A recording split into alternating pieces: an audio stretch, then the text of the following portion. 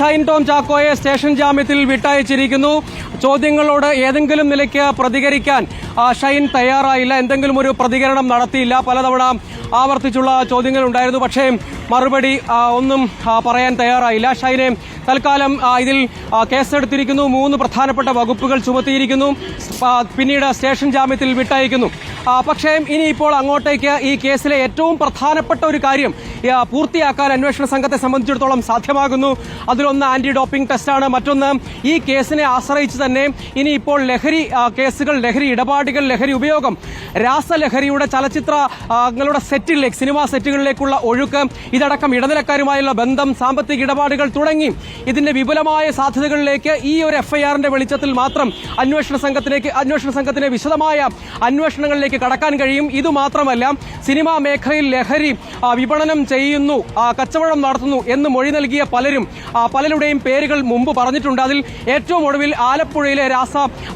ആലപ്പുഴയിലെ ഹൈബ്രിഡ് കഞ്ചാവ് കേസാണ്. ആ ഘട്ടത്തിലും ഷൈനിന്റെ പേരുണ്ട്. ഇതടക്കമുള്ള കാര്യങ്ങളിൽ മറ്റ് ചലച്ചിത്ര മേഖലയിലെ മറ്റ് ചില ആളുകൾ ഷൈൻ തന്നെ ഏറ്റവും ഒടുവിൽ പോലീസിനോട് പറഞ്ഞത് സമ്മതിക്കുന്നുണ്ട്. പോലീസിനോട് സമ്മതിച്ചു, താൻ രാസലഹരി ഉപയോഗിക്കുന്നുണ്ട്.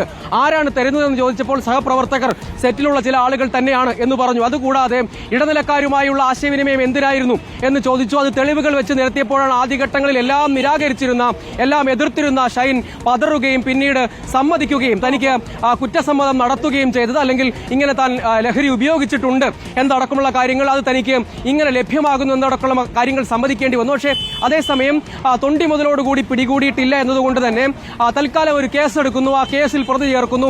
ഷൈനും അന്ന് രാത്രി കൊച്ചിയിലെ ഹോട്ടലിൽ ഷൈൻ രക്ഷപ്പെട്ടോടിയ ആ ഹോട്ടൽ മുറിയിൽ താമസിച്ചിരുന്ന സുഹൃത്തിനെയും പ്രതിയാക്കി 2 പേരെ പ്രതി ചേർത്ത് എഫ്ഐആർ രജിസ്റ്റർ ചെയ്യുന്നു. അതിനുശേഷം വൈദ്യപരിശോധന അടക്കമുള്ള നടപടികളിലേക്ക് പോകുന്നു. ഇപ്പോൾ സ്റ്റേഷൻ ജാമ്യത്തിൽ വിട്ടയച്ചിട്ടുണ്ടെങ്കിലും നമുക്കറിയാവുന്നതുപോലെ ഓരോ മൊഴിയിലും ഒരുപാട് കാര്യങ്ങൾ ഇനിയും ചോദിച്ചറിയാനുണ്ട് ഷൈൻ ടോം ചാക്കോയിൽ നിന്ന് എന്നുള്ളതാണ്. അതിപ്പോൾ സജോ പറഞ്ഞതുപോലെ സിനിമാ മേഖലയിലെ അന്വേഷണമായാലും ഹോട്ടലിൽ താമസിച്ചതായാലും ലഹരി ഇടപാടിലെ അല്ലെങ്കിൽ ലഹരി ഡീലറുമായുള്ള ബന്ധത്തിലായാലും ഒക്കെ കൂടുതൽ വിവരങ്ങൾ അറിയേണ്ടതുണ്ട്. നടനെ വീണ്ടും വിളിച്ചു വരുത്തി ചോദ്യം ചെയ്യുന്നതിലേക്കൊക്കെ പോകും എന്ന് തന്നെയാണ് ഇപ്പോൾ അനുമാനിക്കേണ്ടതല്ലേ?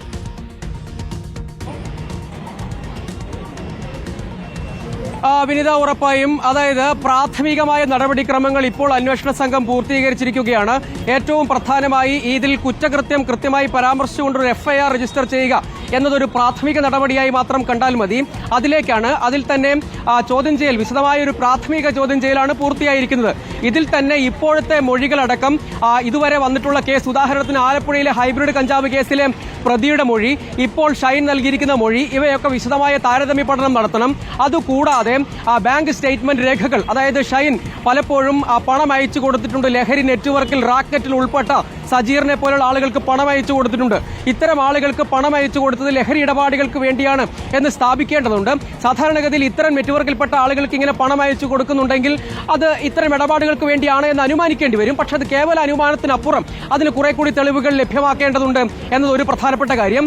ഇങ്ങനെയുള്ള ആളുകളുമായി നിരന്തര ആശയവിനിമയം, അത് ഫോൺ വഴിയും വാട്സപ്പ് വഴിയും അങ്ങനെ പല രൂപത്തിൽ, പല വഴികളിലൂടെ, പല മീഡിയത്തിലൂടെ ഇങ്ങനെ ലഹരി ഇടപാടുകാർ, ആ നെറ്റ്വർക്കിൽപ്പെട്ട ആളുകൾ അവരുമായി നിരന്തര ആശയവിനിമയം നടത്തുന്നു, പണമിടപാടുകൾ നടത്തുന്നു. ഇതടക്കമുള്ള വിവരങ്ങൾ ഇതിനകം തന്നെ ലഭ്യമായിട്ടുണ്ട്. ഒപ്പം ഷൈൻ നൽകിയ മൊഴി, സെറ്റുകളിൽ, ഏതൊക്കെ സെറ്റുകളിൽ, എവിടെ വെച്ച്, ആര് തന്നു, എപ്പോൾ തന്നു, എങ്ങനെ തന്നു, എന്ത് ലഹരി വസ്തുക്കളാണ്, നേരത്തെ കഞ്ചാവും മെത്തഫിറ്റമിനുമാണെന്ന് സമ്മതിച്ചിരുന്നു ചോദ്യം ചെയ്യലിനിടെ ഷൈൻ. ഇതുൾപ്പെടെയുള്ള കാര്യങ്ങളിൽ വിപുലമായ കുറ്റകൃത്യത്തിന്റെ ഒരു സാധ്യത സർക്കിൾ അവിടെ രൂപപ്പെട്ടിട്ടുണ്ട്. അതിൽ ഒരാളിൽ മാത്രം കേന്ദ്രീകരിക്കുന്നതോ, ഒരാളിൽ മാത്രം തുടങ്ങുന്നതോ, ഒരാളിൽ മാത്രം അവസാനിക്കുന്നതോ അല്ല സിനിമാ സെറ്റുകളിലെയും അതിന് പുറത്താണെങ്കിലും കൊള്ളാം ഈ ലഹരി ഇടപാടുകൾ, അതിന്റെ നെറ്റ്വർക്ക് എന്നത്. അപ്പോൾ അത്തരത്തിൽ വിപുലമായൊരു സാധ്യതയുടെ, വിപുലമായൊരു അന്വേഷണത്തിലേക്ക് കടക്കേണ്ട ഒരു കേസിന്റെ എഫ്ഐആർ ആണ് ഇപ്പോൾ രജിസ്റ്റർ ചെയ്തിരിക്കുന്നത്. അതിൽ 1-ാം പ്രതി നടൻ ഷൈൻ ടോം ചാക്കോ, 2-ാം പ്രതി അയാളുടെ സുഹൃത്തും മലപ്പുറം കൽപ്പഞ്ചേരി സ്വദേശിയുമായ അഹമ്മദ് മുർഷാദുമാണ്. ഇങ്ങനെ 2 പേർ പ്രതികളായുള്ള ഒരു കേസിന്റെ ഒരു തുടക്കം എന്ന നിലയ്ക്ക് കാണണം. അതിൽ തന്നെ ഇയാൾ നാളുകളായി രാസലഹരി ഉപയോഗിക്കുന്ന ആളാണെങ്കിൽ, നിശ്ചിത ഇടവേളയ്ക്ക് മുമ്പ് ഉപയോഗിച്ചിട്ടുണ്ടെങ്കിൽ അത് ഈ ആന്റി ഡോപ്പിംഗ് ടെസ്റ്റിലൂടെ കൃത്യമായി മനസ്സിലാക്കാൻ കഴിയും.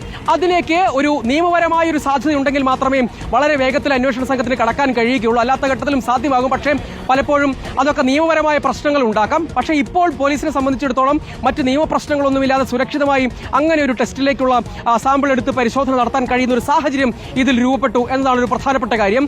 മറ്റൊന്ന്, മറ്റു പല കേസുകളിലും, അതായത് 2015 മുതലുള്ള ചരിത്രം പരിശോധിച്ചാൽ അതിലൊരു കേസിൽ പ്രതിയാവുകയും പിന്നീട് കുറ്റമുക്തനാക്കപ്പെട്ടെങ്കിലും അന്നു മുതൽ ഇത്തരം ആരോപണങ്ങളുടെ നിഴലിൽ തന്നെയാണ് നടൻ ഷൈൻ ടോം ചാക്കോ നിന്നത്.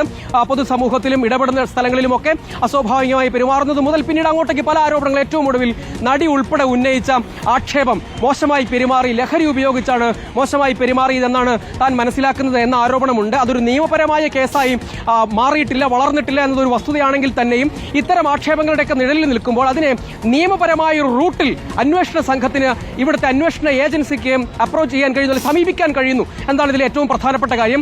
ഇതുവരെ ആരോപണം മാത്രമേ ഉണ്ടായിരുന്നുള്ളൂ. അതിൽ ഒരു കേസ് ഒഴികെ ബാക്കിയൊന്നും കാര്യമായി സംഭവിച്ചിരുന്നില്ല. ആ കേസ് തന്നെ കോടതിയിൽ പൊളിഞ്ഞു വീഴുകയും ചെയ്തു.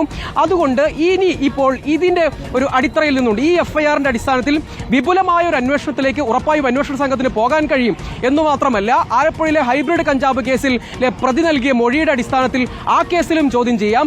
അതുകൂടാതെ ഇപ്പോൾ പോലീസിന് നൽകിയിട്ടുള്ള മൊഴിയുടെ അടിസ്ഥാനത്തിൽ, അതായത് താൻ രാസലഹരി ഉപയോഗിച്ചിട്ടുണ്ട്, കഞ്ചാവും മെത്തഫിറ്റമിനും ഉപയോഗിച്ചിട്ടുണ്ട്, സിനിമാ സെറ്റിലെ ചില ആളുകൾ തന്നെയാണ് തനിക്ക് ലഹരിയൊക്കെ തരുന്നത് എന്നതടക്കമുള്ള കാര്യങ്ങൾ, പണം അയച്ചു കൊടുത്ത കാര്യങ്ങളിൽ ആദ്യം അത് മറ്റ് ചില റൂം എടുക്കുന്നതുമായി ബന്ധപ്പെട്ട കാര്യങ്ങൾക്കൊക്കെയാണ് എന്നാണ് ഷൈൻ ആദ്യം പറഞ്ഞ മൊഴി. പക്ഷേ അതുൾപ്പെടെയുള്ള കാര്യങ്ങളിൽ ഷൈൻ നിരാകരിച്ചതും സമ്മതിച്ചതുമായ കാര്യങ്ങളിൽ വിപുലമായ അന്വേഷണത്തിലേക്ക് ഈ കേസോടുകൂടി അന്വേഷണ സംഘത്തിന് കടക്കാൻ കഴിയും.